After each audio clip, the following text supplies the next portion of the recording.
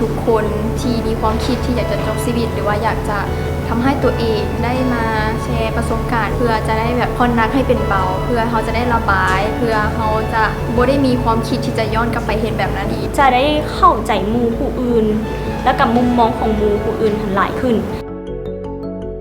คนหนึ่งที่มานั่งรับฟังกับเจ้านะอาจจะ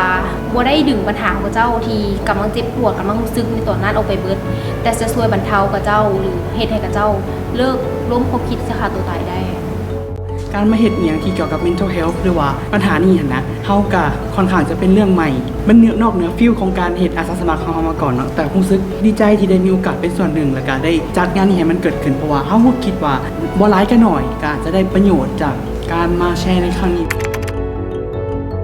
พวกเขายังมีอีกหลายคนที่ว่าพร้อมจะรับฟังผ่าน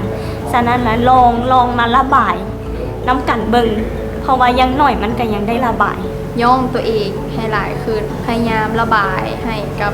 คนที่เขาไว้ใจหรือสนิทไปสังสรรค์ไปอย่างก็ได้ให้ความรู้สึกแบบทุกๆในตอนนั้นนะออกไปจนเบิดแล้วเจ้าจะได้รู้ว่าเจ้ามีชีวิตอยู่มันดีหลายกว่าการที่เจ้าจะจบชีวิตนั้นลง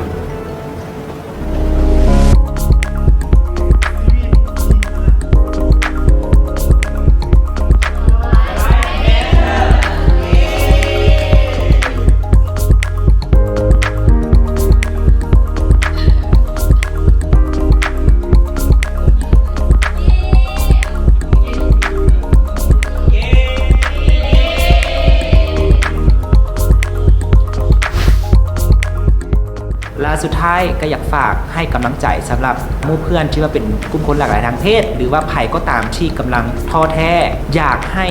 กลุ่มพื้นที่ความเท่าเทียมของเขาเป็นพื้นที่หนึ่งในการรับฟังปัญหาของท่านเพื่อช่วยให้ท่านนั้นได้ระบายได้ปลดปล่อยปัญหาอยากให้ทุกคนฮักตนเองให้กำลังใจตนเองเพราะชีวิตของเขานั้นมีค่าและการทำให้ตนเองบ่แม่นคำตอบสุดท้ายของปัญหา